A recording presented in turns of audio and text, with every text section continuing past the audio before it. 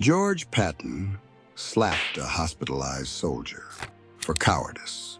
He charged across France like war was a sport he'd been born to win.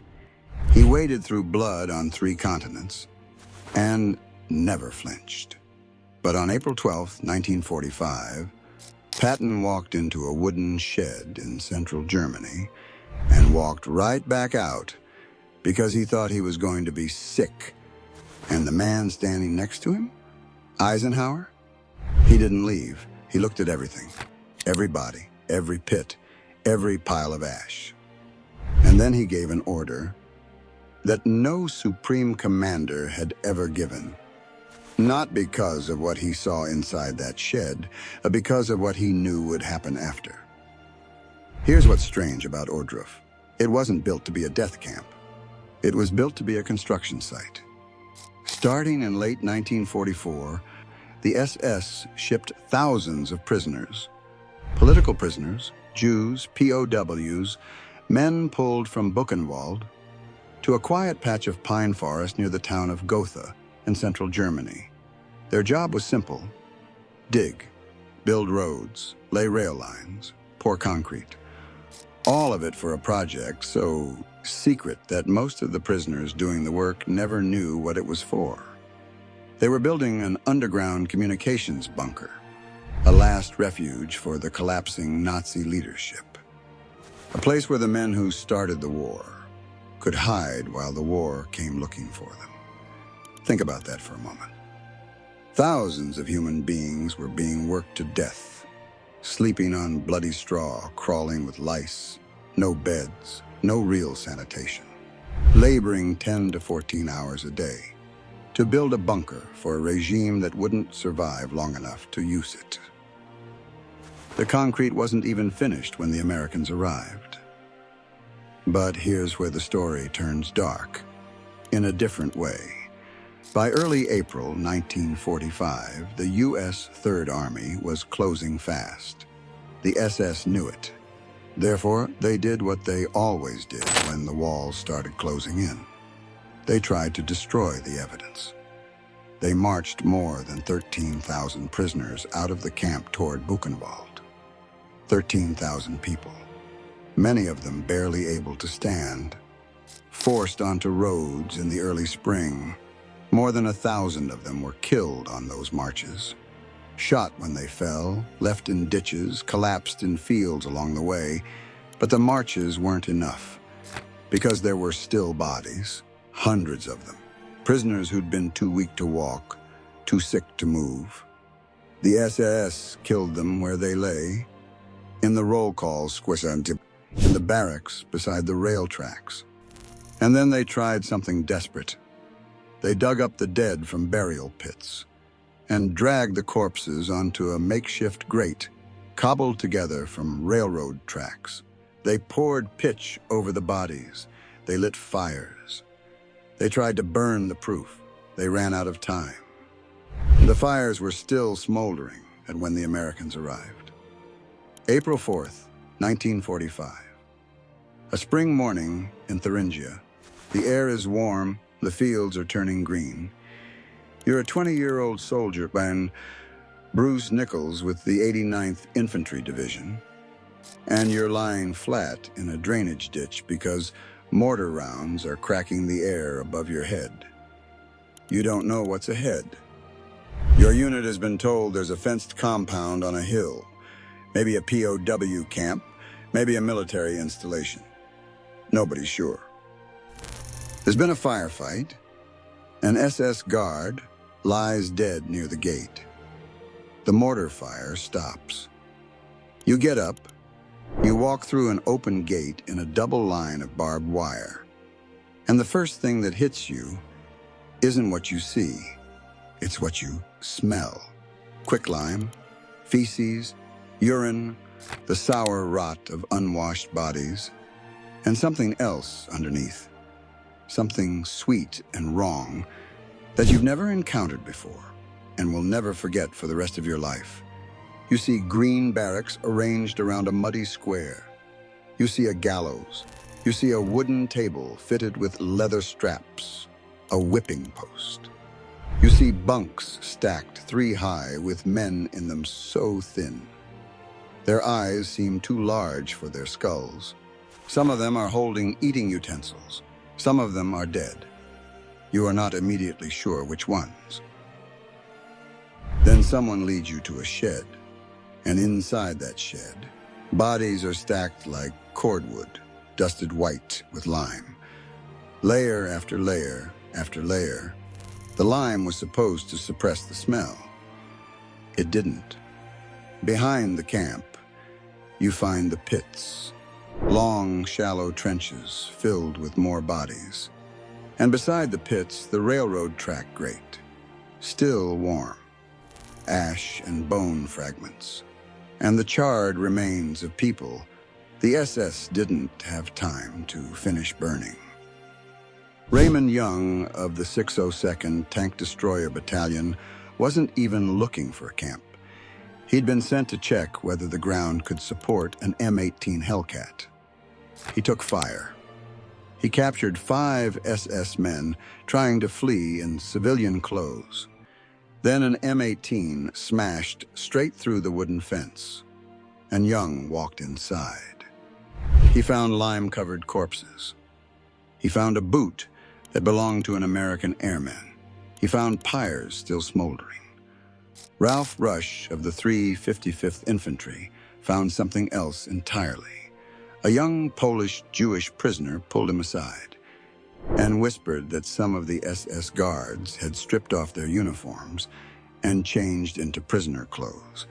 They were hiding among the survivors. The men who ran the camp were standing right there, pretending to be its victims. Now, the men who found Ohrdruf were scouts, tankers, infantrymen. They were trained to take ground, not to process what they were seeing. But word of what they'd found traveled fast, from platoon to company, to battalion, to division, to corps, to army group. And within a week, it reached the desk of Dwight David Eisenhower. This is where the story could have gone one of 2 ways. Eisenhower was the supreme Allied commander. He had a war to finish. Berlin hadn't fallen. The Rhine had only just been crossed. There were a dozen legitimate reasons to let his staff handle a liberated camp and keep his focus on the front. But Eisenhower did the opposite. He came in person. And he didn't come alone. He brought Patton. He brought Omar Bradley. He brought a dozen senior officers, an interpreter named Alois Lethen, and a reporter from Stars and Stripes named Jules Grad. He brought Signal Corps photographers with orders to document everything. He didn't come to liberate the camp. The camp had been liberated 8 days earlier. He came for a reason that wouldn't become fully clear until he started writing letters.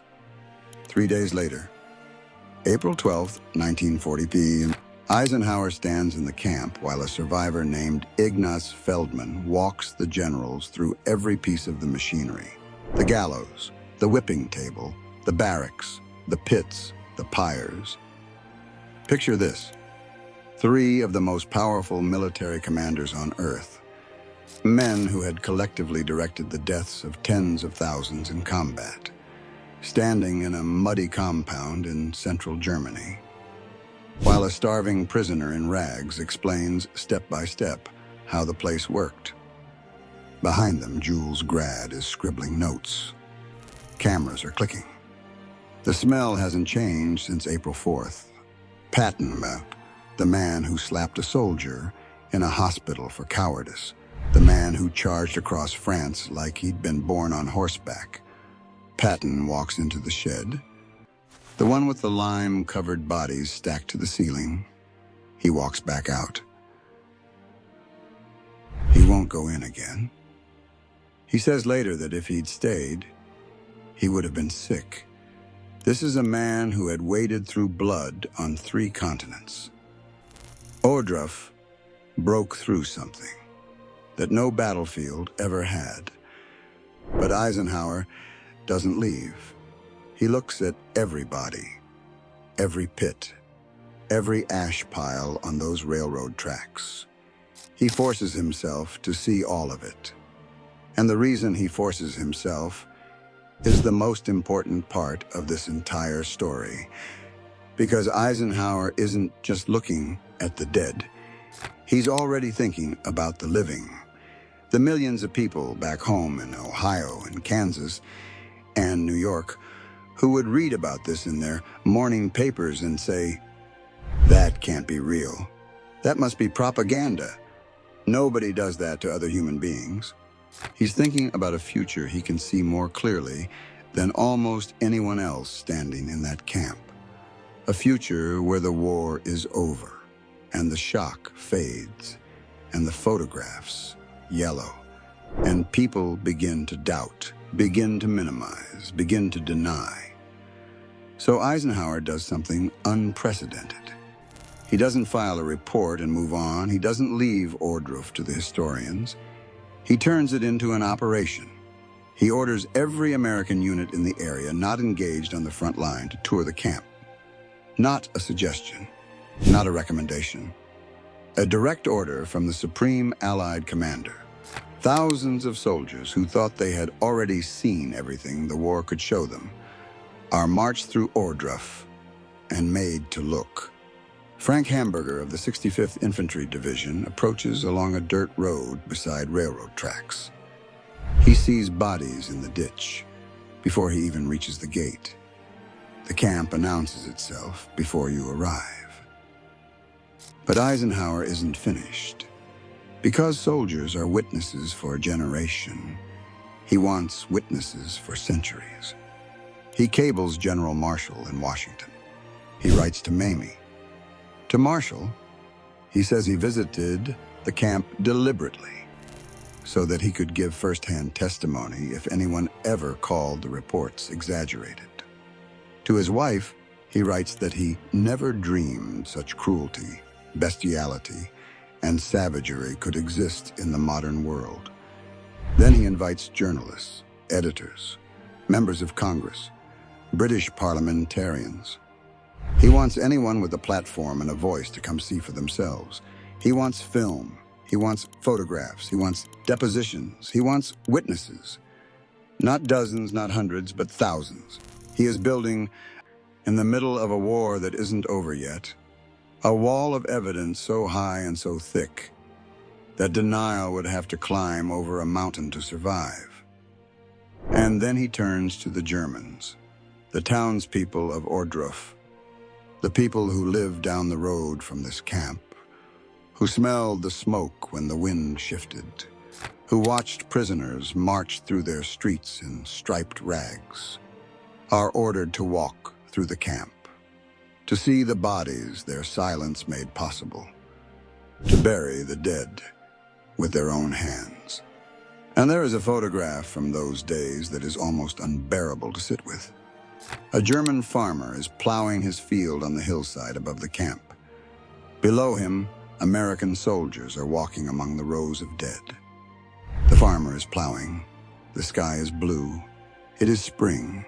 The world is ending and continuing at the same time.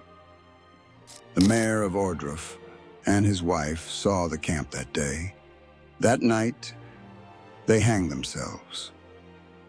But there's one more detail about Ohrdruf that makes it impossible to reduce to a clean story of liberation and justice. Remember the survivor who guided Eisenhower through the camp? The man who pointed out the gallows, the whipping table, the entire machinery of murder?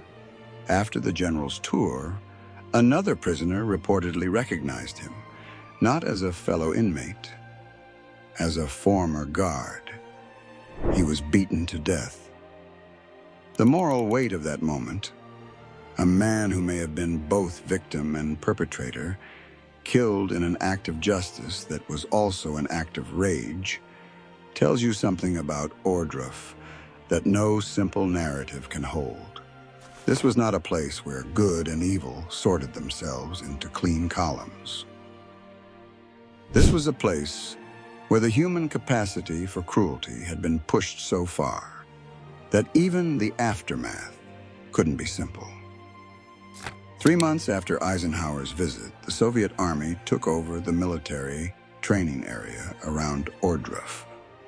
The North Camp was razed, the barracks torn down, the pits filled in, the railroad track grate dismantled. Within a few years, the place where Patton couldn't stay in a room and Eisenhower forced himself to look at everything was a field, trees, grass, almost nothing. More than 7,000 people died in the Ohrdruf subcamps. More than 1,000 more were killed on the death marches. The camp that was hidden among the pines, the camp of failing Reich-built prisoners to die inside, was erased from the physical world, almost as thoroughly as the SS had tried to erase it themselves. And that is precisely why Eisenhower did what he did. He wasn't just responding to what he saw on April 12th. He was responding to what he knew would happen afterward. The evidence would decay. The survivors would age. The barracks would rot. And someday, someone would stand in front of a camera and say, "It never happened." It was exaggerated. It was Allied propaganda designed to justify the war. Eisenhower couldn't stop the camp from being bulldozed. He couldn't keep the wood from rotting or the ash from scattering, but he could make sure that what happened there was seen by so many eyes, recorded by so many cameras, testified to under so many oaths. That denial would have to fight its way through a mountain of witnesses to breathe. Bruce Nichols, the 20-year-old who lay in that drainage ditch on a spring morning, who walked through the gate and smelled the lime before he understood what he was seeing, he wrote a letter home about Ohrdruf. His family read it aloud. No one believed him. Eisenhower believed him, and he spent the rest of April 1945 making sure the world would have no choice but to believe him too.